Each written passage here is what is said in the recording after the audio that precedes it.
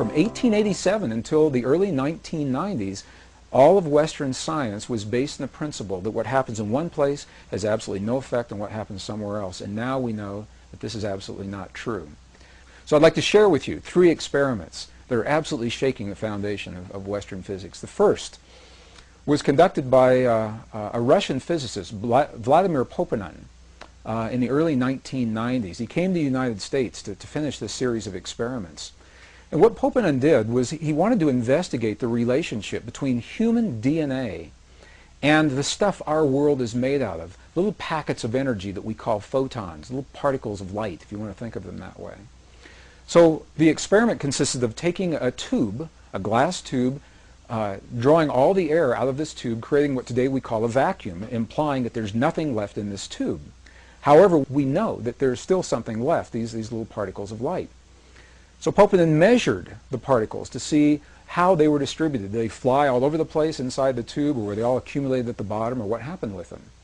And the results of this part of the experiment were not surprising, because the little particles of light, the photons, were completely random, and this is what they expected.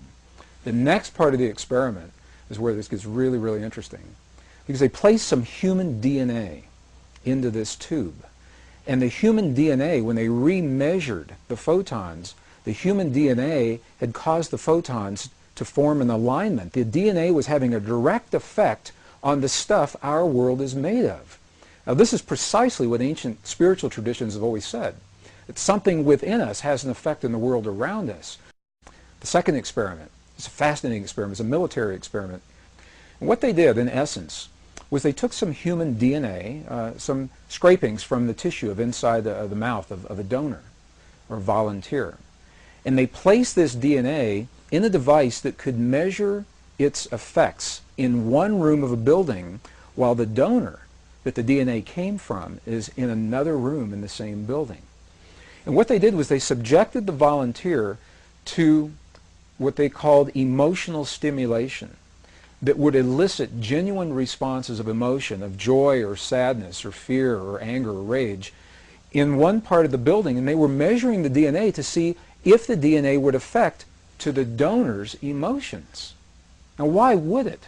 In Western physics today, there's absolutely nothing that suggests that that DNA is still linked to the donor on the one hand. And on the other hand, as they conducted these experiments, what they found was just the opposite. What they found was that when the donor was having his emotional peaks and valleys in one room, the DNA was having its emotional peaks and valleys in another room at exactly the same time. So the third experiment was conducted again in the early 1990s by the Institute of Heart Math, a pioneering research organization based in Northern California that are exploring the human heart is much more than simply as a pump that moves blood through our bodies. And although our hearts do precisely that, it may be the least of what our hearts do.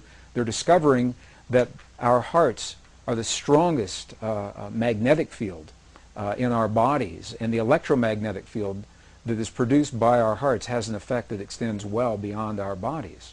So they designed an experiment to test precisely this theory.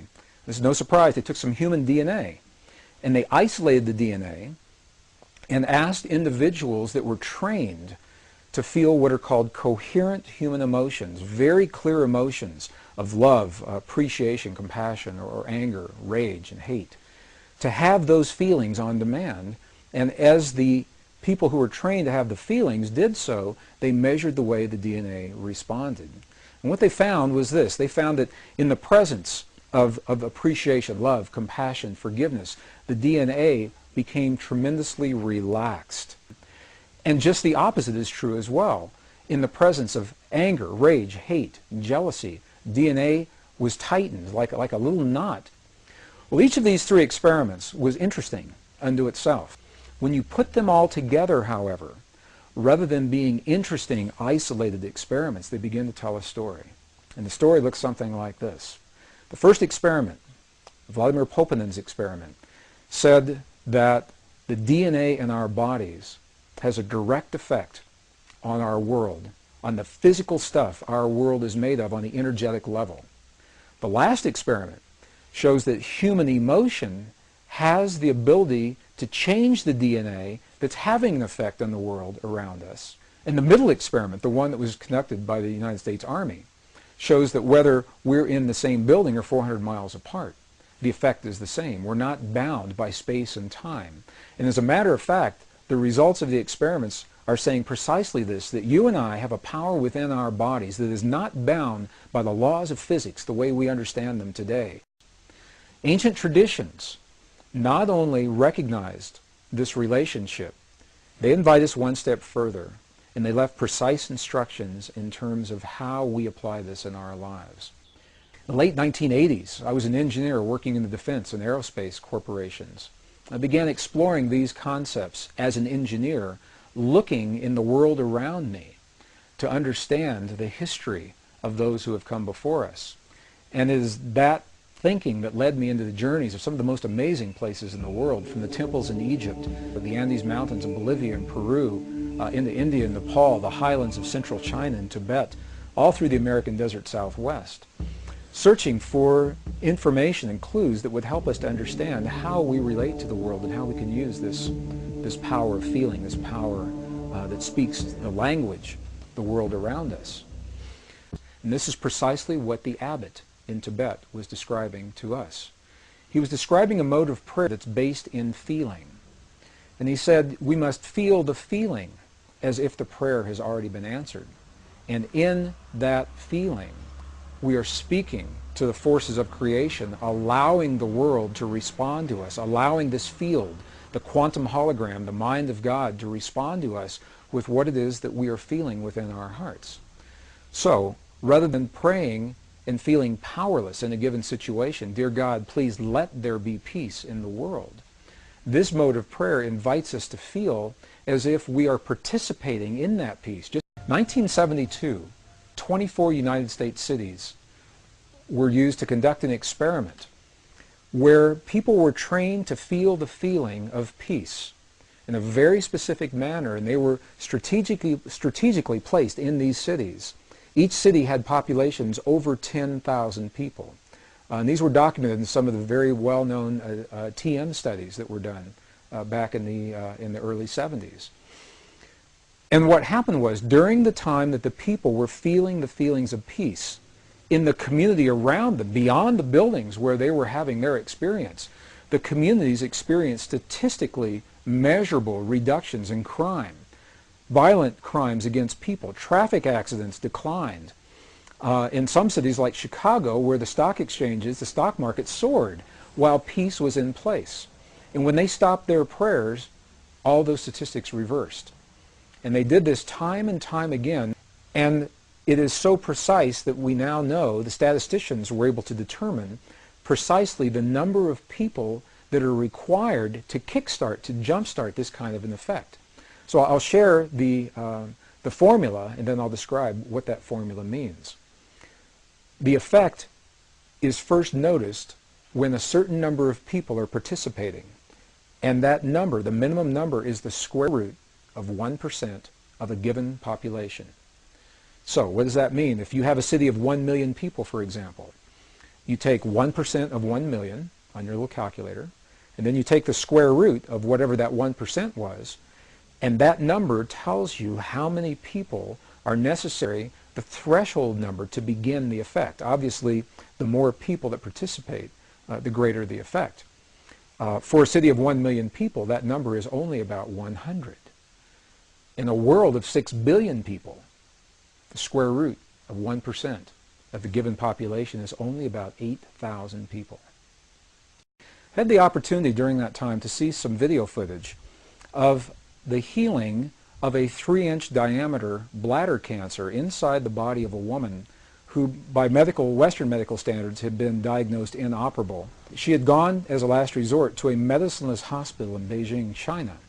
So in the video documentation, the film shows a woman lying on in a hospital room. She's fully awake, she's fully conscious, she believes in the process that's about to happen. Before her, there is an ultrasound technician who is running an ultrasound wand over her lower abdomen that we can see on a split-screen television. And on the left-hand side of the screen, they do a snapshot, a freeze frame of an instant in time for reference, so we can see what her condition looked like in that instant in time.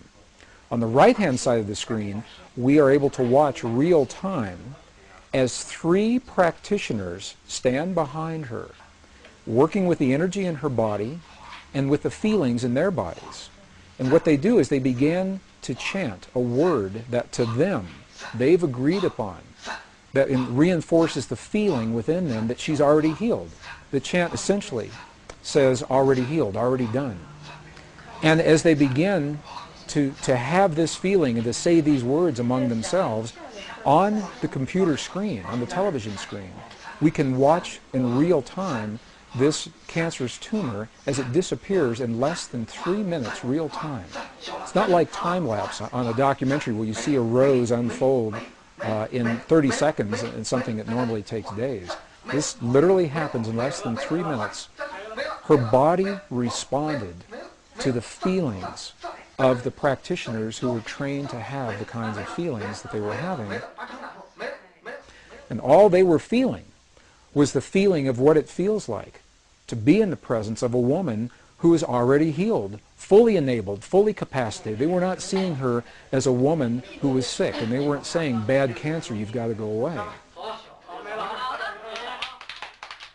I had the opportunity to speak to the gentleman, Luke Chen, that actually created this film. And I asked him a question. I said, what if those 3 practitioners weren't there? I said, could this woman have done this? Could any of us do this on our own? And he smiled at me when I asked him the question. He said, Greg, in all probability, she probably could have done it alone.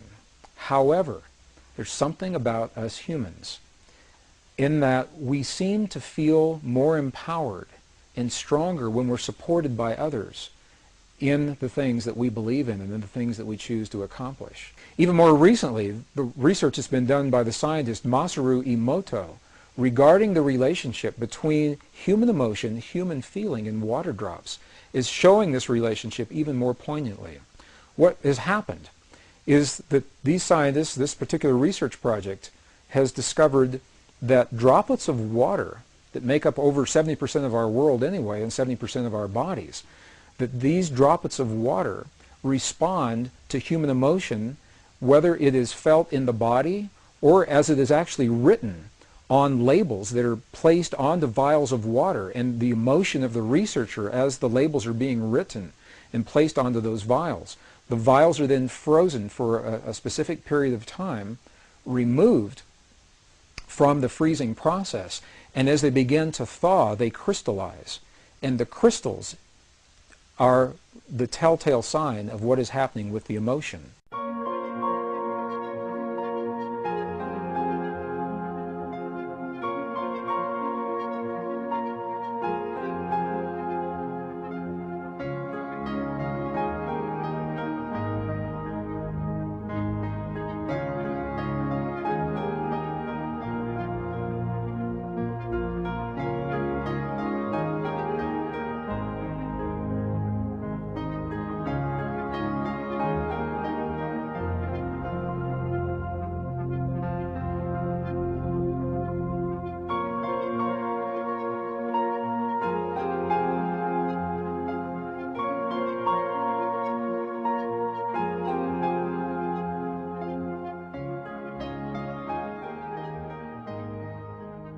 And it's a beautiful, beautiful, very poignant example of how each of us has an opportunity to participate, not to control and manipulate, but rather participate in the events of our world, the events of our lives, our families, our communities, and our bodies through the field that links all in creation.